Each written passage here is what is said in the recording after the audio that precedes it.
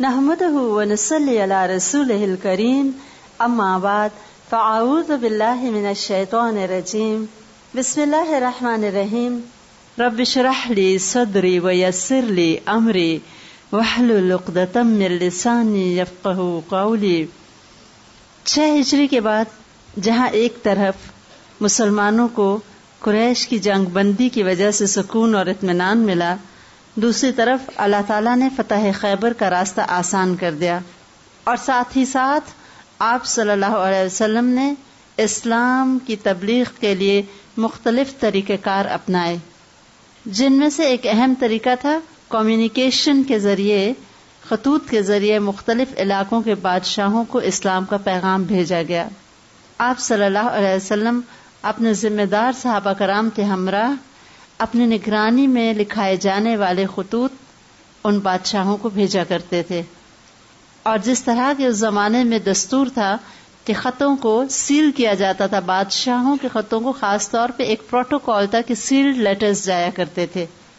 اسی لیے آپ صلی اللہ علیہ وسلم نے صحابہ کرام کے مشورہ دینے پہ ایک خاص انگوٹھی بنوائی تھی، اور اس پہ وہ مہر نبوت تھی جو بطور سیل بھی یوز ہوا کرتی تھی. اور یہ انگوٹھی پھر تینوں خلفائے راشدین کے پاس رہی. چند خطوط میں آپ کے لیے پڑھوں گی. صرف یہ آئیڈیا ہم لیں گے کہ آپ صلی اللہ علیہ وسلم کا لیٹر لکھنے کا فارمیٹ کیا تھا، الفاظ کا کیا خوبصورت چناؤ تھا، اور میسج کو کم سے کم الفاظ میں کتنی خوبصورتی سے آپ کنوے کر دیا کرتے تھے.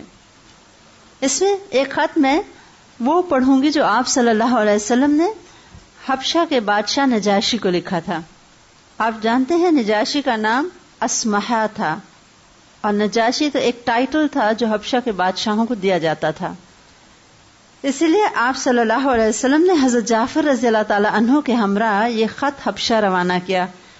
حضرت جعفر رضی اللہ تعالیٰ عنہ کے ہمراہ اس لیے روانہ کیا کیونکہ ہجرت حبشہ کے بعد انہوں نے ہی سب سے پہلے نجاشی کے دربار میں بہت اعتماد کے ساتھ مدلل تقریر کی تھی قریش کے الزام کی تردید میں، اور عیسیٰ علیہ السلام کے بارے میں جو قرآن پاک میں آیات نازل ہوئیں وہ نجاشی کو بھرے دربار میں سنائی تھیں، اور نجاشی رو پڑا تھا، اور اس نے کہا تھا جو تمہارے پیغمبر کہتے ہیں عیسیٰ علیہ السلام اس دن کے بھر بھی اس سے مختلف نہیں تھے.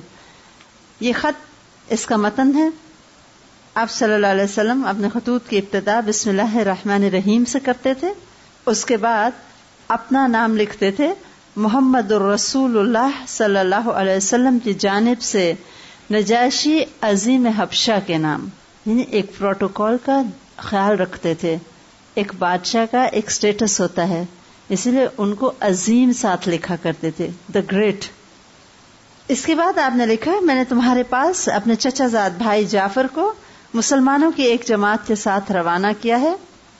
اور باقی ترجمہ جو خط کا پراپر ہے وہ یہ تھا، اس شخص پر سلام جو ہدایت کی پیروی کرے، اما بعد میں تمہاری طرف اللہ کی حمد کرتا ہوں جس کا سوا کوئی معبود نہیں، جو قدوس اور سلام ہے، امن دینے والا، محافظ اور نگران. میں شہادت دیتا ہوں کہ عیسیٰ ابن مریم اللہ کی روح اور اس کا کلمہ ہے. اللہ نے انہیں پاکیزہ اور پاک دامن مریم علیہ السلام کی طرف ڈالا، اور اس کی روح اور پھونک سے مریم عیسیٰ علیہ السلام کے لیے حاملہ ہوئیں، جیسے اللہ نے آدم علیہ السلام کو اپنے ہاتھ سے پیدا کیا. میں اللہ وحدہ لا شریک کی جانب اور اس کی اطاعت پر اور ایک دوسرے کی مدد کی جانب دعوت دیتا ہوں، اور اس بات کی طرف بلاتا ہوں کہ تم میری پیروی کرو اور جو کچھ میرے پاس آئے اس پہ ایمان لاؤ، کیونکہ میں اللہ کا رسول ہوں، اور میں تمہیں اور تمہارے لشکر کو اللہ عز و جل کی طرف بلاتا ہوں. میں نے تبلیغ اور نصیحت کر دی، لہٰذا میری نصیحت قبول کرو، اور اس شخص پر سلام جو ہدایت کی پیروی کرے. اس نے خوشی سے اس خط کو آنکھوں سے لگایا اور زمین پہ اتر آیا، اور جعفر رضی اللہ تعالی عنہ کے ہاتھ پر اسلام قبول کر لیا. آپ صلی اللہ علیہ وسلم سے محبت اس کو پہلے بھی تھی، اسلام کے لیے نرم گوشہ تھا، تبھی اس نے مسلمان کو ہجرت حبشہ کے موقع پہ پوری طرح اپنی پروٹیکشن دی تھی. اب باقاعدہ اس نے اسلام کا اعلان کیا، اور آپ صلی اللہ علیہ وسلم کو خط لکھ کے بھی یہ کہا کہ میں آپ پر ایمان لے آیا اور اللہ تعالیٰ کی طرف سے آپ پہ سلامتی، رحمتیں اور برکتیں ہوں. وہ اللہ جس کے سوا کوئی عبادت کے لائق نہیں. کچھ بادشاہوں نے تو بہت خوشی سے اسلام کو آگے بڑھ کے قبول کیا، اور کچھ کا معاملہ شک والا ہو گیا تھا. انہی میں مقوقس تھا جو مصر کا بادشاہ تھا. آپ صلی اللہ علیہ وسلم کا خط جب حضرت حاطب رضی اللہ تعالیٰ عنہ لے کے آئے تو اس نے آپ صلی اللہ علیہ وسلم کو جواب دیا کہ میں نے آپ کا خط پڑھا اور اس میں آپ نے ذکر کی ہوئی بات اور دعوت کو سمجھا. مجھے معلوم ہے ابھی ایک نبی کی آمد باقی ہے. میں سمجھتا تھا کہ وہ شام سے نمودار ہوگا. میں نے آپ کے قاصد کا اعزاز اور اکرام کیا. آپ کی خدمت میں 2 لونڈیاں بھیج رہا ہوں جنہیں قبطیوں میں بڑا مرتبہ حاصل ہے. کپڑے بھیج رہا ہوں اور آپ کی سواری کے لیے ایک خچر بھی ہدیے کے طور پہ روانہ کر رہا ہوں، اور آپ پر سلام. اپنے شک کا اظہار کر دیا کہ بے شک نبی کی آمد تو باقی ہے، لیکن میرا خیال تھا کہ وہ شام کی طرف سے آئے گا.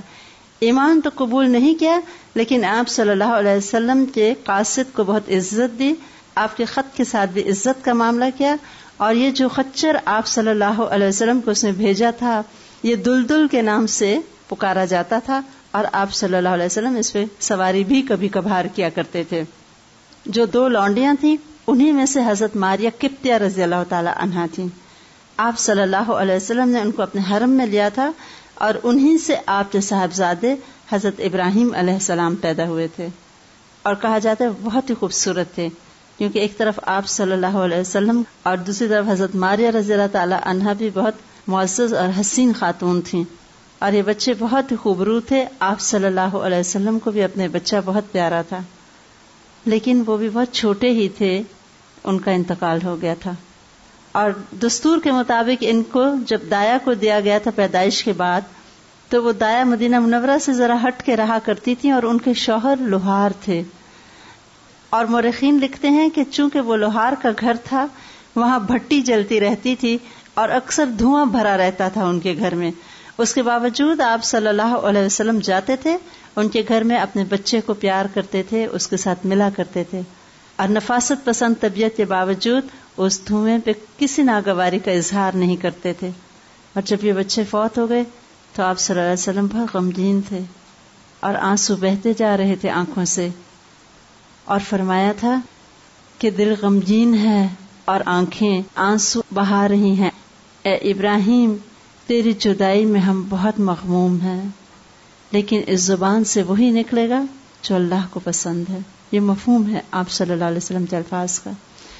رونا منع نہیں ہے، لیکن اس غم کی شدت میں بھی کوئی ایسی بات منہ سے نہیں نکل رہی جو اللہ تعالیٰ کو پسند نہ آئے. پھر آپ نے شاہ فارس خسرو پرویز کے نام بھی خط لکھا. اس نے بہت بدتمیزی کا معاملہ کیا اور آپ صلی اللہ علیہ وسلم کے خط کو ٹکڑے ٹکڑے کر دیا تھا. آپ صلی اللہ علیہ وسلم کی طرف بہت اہانت آمیز قسم کا ایک خط لکھ کے بھیجا، اور آپ صلی اللہ علیہ وسلم کو دھمکی بھی دی تھی کہ میں اب آ کے آپ کو وہاں پہ سمجھوں گا، یعنی حملہ کروں گا مدینہ منورہ پہ. آپ صلی اللہ علیہ وسلم نے اس پر بددعا کی تھی، اور وہ بددعا پوری ہوئی. اس کا اپنا بیٹا اپنے باپ کے خلاف اٹھ کھڑا ہوا. ادھر یہ قاصد خط لے کے آئے ہوئے تھے جس میں بہت دھمکی تھی کہ ایسے اور ایسے میں کروں گا آپ کے ساتھ. آپ صلی اللہ علیہ وسلم نے ان کو کہا کہ تمہارا بادشاہ قتل ہو گیا ہے. وہ کہنے لگے کہ کیسی بات کر رہے ہیں آپ. آپ نے فرمایا تھا ہاں مجھے وحی کے ذریعے بتایا گیا ہے، اور تم اپنے بادشاہ کو اگر پہنچو اور بتا سکو تو بتا دینا کہ نہ صرف یہ کہ اس کا ملک بلکہ بہت اس کے آگے سے جو علاقہ ہے وہ بھی اللہ مجھے دے گا. اور وہ واقعی جب لوٹے تو ان کو پتا چلا ان کا بادشاہ قتل کر دیا گیا اپنے ہی بیٹے کے ہاتھوں. اور بعد میں آپ جانتے ہیں کہ پورا کسرا کا علاقہ مسلمانوں کو اللہ تعالیٰ نے فتح کرنے کا موقع دیا، اور کسرا کا پورا خاندان ختم ہو گیا تھا. مختلف بادشاہوں کو خطوط جاتے رہے. روم کے بادشاہ کو جب آپ صلی اللہ علیہ وسلم کا خط ملا تھا تو اس نے کہا تھا کہ کوئی ہے اس شخص کے قبیلے کا آدمی یہاں کہ میں اس سے بھی پوچھوں آپ کے بارے میں. تو کسی نے کہا کہ ہاں ابو سفیان یہاں آیا ہوا ہے. اور آپ جانتے ہی ہیں کہ ابو سفیان اس وقت تک آپ صلی اللہ علیہ وسلم کے مخالفین اول میں سے ایک تھا. ہر لشکر میں آگے آگے ہوتا تھا، وہ اتفاق سے اس وقت وہاں تجارت کے لیے آیا ہوا تھا. اس کو جب بادشاہ کے پاس لایا گیا تو اگرچہ مخالف تھا، لیکن جب آپ کے بارے میں اس نے سوالات پوچھے تو اس نے سب باتوں کے جواب میں سچ بولا. اس نے کہا کہ ان کے بارے میں بتاؤ، ان کی پیروی کیا بڑے لوگوں نے کی یا کمزوروں نے؟ اسے کہا کمزوروں نے. اسے پوچھا ان کے لوگ جو فالو کر رہے ہیں بڑھ رہے ہیں یا گھٹ رہے ہیں؟ ابو سفیان نے کہا بلکہ بڑھ رہے ہیں. اس نے پوچھا تھا کہ ان کا نسب کیسا ہے؟ ابو سفیان نے کہا بہت اونچے نسب والا ہے. پھر اس نے پوچھا کیا یہ بات اس سے پہلے بھی تم میں سے کسی نے کبھی کہی تھی، یعنی نبوت کا دعویٰ؟ نے کہا تھا نہیں. پھر اس نے کہا کیا ان کے باپ دادا میں سے کوئی بادشاہ گزرا؟ انہوں نے کہا نہیں. پھر اس نے پوچھا کہ وہ جو بات کہی ہے کیا اسے کہنے سے پہلے تم لوگ سمجھتے ہو کہ وہ کبھی جھوٹ بولتے تھے یا ان پہ جھوٹ کا الزام تھا؟ اس نے کہا نہیں، کیونکہ آپ تو صادق تھے. پھر کہا کیا وہ بدعہدی کرتا ہے؟ کہا نہیں، بلکہ ہم دیکھتے ہیں کہ صلح کی ایک مدت گزار رہے ہیں ہم ان کے ساتھ، یعنی کہ ابھی تک تو جو صلح ہوئی ہے اس پہ بھی وہ معاہدے کے مطابق چل رہے ہیں، آگے مجھے پتا نہیں. یعنی ابو سفیان کہتے میں نے بہت کوشش کی کہ کوئی بات گھسیڑوں ایسی کہ آپ جو تھوڑے سے اگینسٹ آئے، لیکن اس بات کے سوا میں کسی اور بات میں کوئی ایسی بات شامل نہ کر سکا کہ ہرقل کو کوئی غلط انفارمیشن دوں. تو اسے پوچھا جنگ کبھی اس نے کی؟ کہا ہاں. کہا کون جیتا؟ انہوں نے کہا اکثر کبھی وہ جیتتے ہیں کبھی ہم، برابر برابر کا معاملہ ہے. پھر پوچھا کن باتوں کا حکم دیتا ہے؟ اس نے بتایا کہتے صرف اللہ کی عبادت کرو، اس کے ساتھ کسی چیز کو شریک نہ کرو، تمہارے باپ دادا جو کچھ کہتے تھے اسے چھوڑ دو. وہ ہمیں نماز، سچائی، پرہیز، پاک دامنی، قرابت داروں کے ساتھ حسن سلوک کا حکم دیتا ہے. ہرقل کا ترجمان کانسٹنٹلی ان باتوں کی ٹرانسلیشن کر رہا تھا. پھر اس نے کہا کہ نسب کا تم نے بتایا کہ وہ بہت اونچے نسب کا ہے، اور دستور یہی ہے کہ پیغمبر اپنی قوم کے اونچے نسب میں بھیجے جاتے ہیں، یعنی معزز لوگوں میں سے ہوتے ہیں. پھر میں نے کہا تھا کہ کیا یہ بات اس سے پہلے بھی تم میں سے کسی نے کہی؟ تو تم نے کہا نہیں. میں کہتا ہوں اگر یہ بات اس سے پہلے اور کسی نے کہی ہوتی تو میں کہتا یہ شخص اس بات میں کسی کی نقالی کر رہا ہے، یعنی ایک اوریجنلی صرف وہی کہہ رہے ہیں، اس سے پہلے کبھی کسی نے بات نہیں کی، لہٰذا کوئی نقالی نہیں ہے. پھر بتایا تم نے کہ کوئی بادشاہ نہیں گزرا ان کے خاندان سے، ورنہ میں یہ سوچتا کہ شاید یہ شخص بادشاہت طلب کر رہا ہے، اس طرح کا نبوت کا اعلان کر کے. پھر تم نے کہا کہ ان پہ کبھی بھی جھوٹ کا کوئی الزام نہیں ہے. تو میں اچھی طرح جانتا ہوں کہ پیغمبر کبھی ایسا نہیں ہو سکتا کہ وہ لوگوں پر تو جھوٹ نہ بولے اور اللہ پہ جھوٹ بولے. یعنی جو شخص لوگوں پہ جھوٹ نہیں بولتا وہ اللہ پہ کیسے جھوٹ بول سکتا ہے؟ آخرکار اس نے کہا کہ جو کچھ تم کہہ رہے ہو پیغمبر ایسے ہی ہوتے ہیں، یعنی وہ کنونس ہو گیا تھا. اور جو باتیں تم نے بتائیں کہ وہ کیا کیا حکم دیتے ہیں تو وہ ساری ایسی باتیں ہیں جو کہ پیغمبر کہتے ہیں.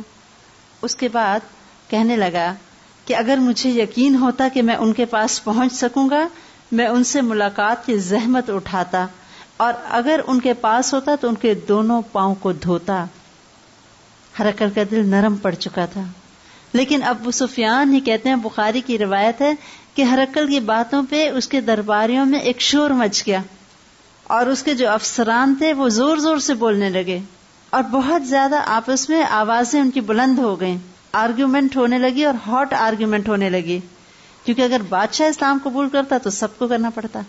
باقی لوگوں نے ریزسٹ کیا، کہتے ہیں حتیٰ کہ آوازیں اتنی بلند ہوئی کہ مجھے انہوں نے دربار سے نکال دیا. یعنی وہ نہیں چاہتے تھے کہ ایک اجنبی اس معاملے کو سنے. پھر افسوس کہ لوگوں کی مخالفت کے خوف سے ہرقل ایمان قبول نہ کر سکا، لیکن اس نے آپ صلی اللہ علیہ وسلم کے خط کی بہت عزت کی اور بہت سے تحائف دے کے حضرت دحیہ رضی اللہ تعالی عنہ کو واپس بھیجا. اور وہ فرماتے تھے راستے میں کسی نے حملہ کیا اور وہ تمام تحائف جو ہرقل نے بھیجے ہوئے تھے لوٹ لیے. آپ صلی اللہ علیہ وسلم پھر ان لوگوں کے لیے مزید ایک چھوٹا سا دستہ بھیجا تھا جنہوں نے وہ تحائف لوٹے تھے کہ ان پہ حملہ کرو تاکہ وہ آئندہ ایسی جرات نہ کریں.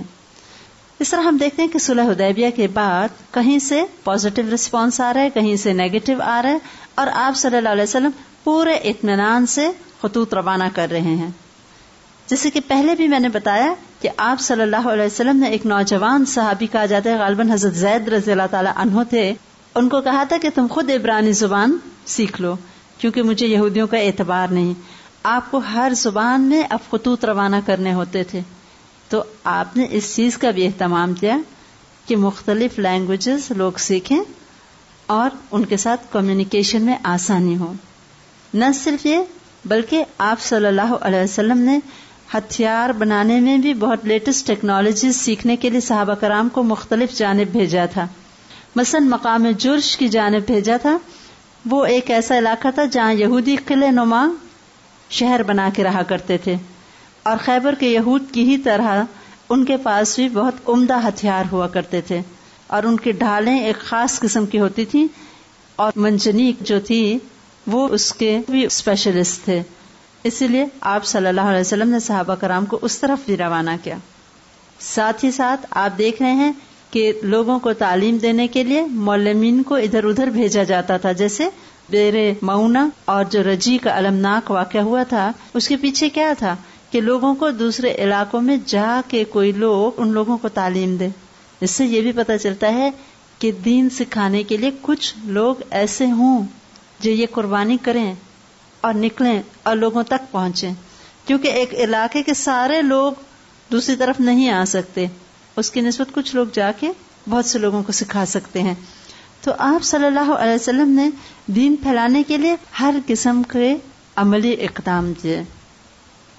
اسی دوران کچھ واقعات ایسے ہوئے تھے جو کہ اہم ہیں تاریخ میں بہت، اور یہ سب 7-8 ہجری کے درمیان واقعات ہو رہے تھے. ایک علاقے کی خبر ملی کہ وہاں کے قبیلے کے 2 لوگ مسلمانوں پہ حملہ کرنے کے لیے اکٹھے ہو رہے ہیں. یہ غزوہ ذات الرقاع کہلاتا ہے. کہتے ہیں قبیلہ انمار یا بنو غطفان کی 2 شاخوں میں بنی سالبہ اور بنی محارب نے اکٹھے ہو کے مسلمانوں کے خلاف قدم اٹھانے کا فیصلہ کیا. آپ صلی اللہ علیہ وسلم کو جب اطلاع ملی، آپ نے فوراً 400 صحابہ کرام کا ایک لشکر لیا. مدینہ منورہ کا انتظام یا حضرت ابو ذر رضی اللہ تعالیٰ عنہ یا حضرت عثمان رضی اللہ تعالیٰ عنہ کے حوالے کیا اور خود تیزی سے اس مقام کی طرف چل پڑے. حضرت ابو موسیٰ اشعری رضی اللہ تعالیٰ عنہ فرماتے ہیں کہ حال یہ تھا کہ ہم 6 صحابہ کے پاس صرف ایک اونٹ تھا، اور راستے میں ہم باری باری اس پہ سفر کرتے، یعنی ایک آدمی تو اونٹ پہ ہوتا، 5 لوگ پیدل چل رہے تھے. چلتے چلتے کہتے ہیں ہمارے پاؤں اتنے زخمی ہوئے کہ ہمارے ناخن پہ گر گئے، اور ہم نے آخرکار اپنے پاؤں پہ چیتھڑے باندھ لیے، بینڈیجز جیسے، لیکن واپس نہیں پلٹے، پھر بھی چلتے رہے. اور اسی لیے کہتے ہیں اس غزوہ کا نام غزوہ ذات الرقاع پڑ گیا، یعنی چیتھڑوں والا غزوہ، جن میں صحابہ کرام کو پیروں پہ چیتھڑے باندھنے پڑے. اسی غزوے کے دوران وہ واقعہ پیش آیا. حضرت جابر رضی اللہ تعالیٰ عنہ روایت کرتے ہیں کہ ہم جب کہیں سفر کے دوران سایہ دار درخت دیکھتے تو آپ صلی اللہ علیہ وسلم کو سایہ دار درخت کے لیے چھوڑ دیتے، اور ہم خود ادھر ادھر کانٹے دار درختوں کے نیچے پناہ لے لیا کرتے تھے. آپ صلی اللہ علیہ وسلم اس سایہ دار درخت کے نیچے لیٹے ہوئے تھے اور ہم لوگ دور تھے. اچانک ایک کافر تلوار لیے آپ صلی اللہ علیہ وسلم کے سر پہ پہنچ گیا اور زور سے کہنے لگا، اب تم کو مجھ سے کون بچائے گا؟ آپ صلی اللہ علیہ وسلم نے فرمایا، اللہ. اور یہ اللہ پہ ایسا یقین کامل تھا کہ اللہ کا نام منہ سے نکلنا تھا کہ ہاتھ میں تلوار ہونے کے باوجود وہ خوف سے کانپ گیا اور اس کے ہاتھ سے تلوار گر گئی. آپ صلی اللہ علیہ وسلم نے نہایت تیزی سے اس کی تلوار اٹھائی تھی اور کہا، اب بتاؤ تمہیں کون مجھ سے بچائے گا؟ تو اس نے آپ صلی اللہ علیہ وسلم سے امان طلب کی تھی اور کہا تھا مجھ پہ احسان کیجیے.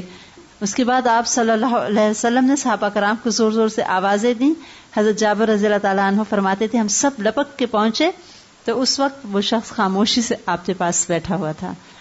یعنی کہ ادھر اگرچہ قریش کے ساتھ معاہدہ ہو چکا ہے، بہت بڑا ایک دشمن جو یہود کا تھا خیبر سے، اس کو شکست دی جا چکی ہے، لیکن پھر بھی ادھر ادھر سے لوگ ابھی بھی جرأت کر رہے تھے آپ صلی اللہ علیہ وسلم پہ انفرادی طور پہ بھی حملہ کرنے کی اور مل کر بھی حملے کرنے کی.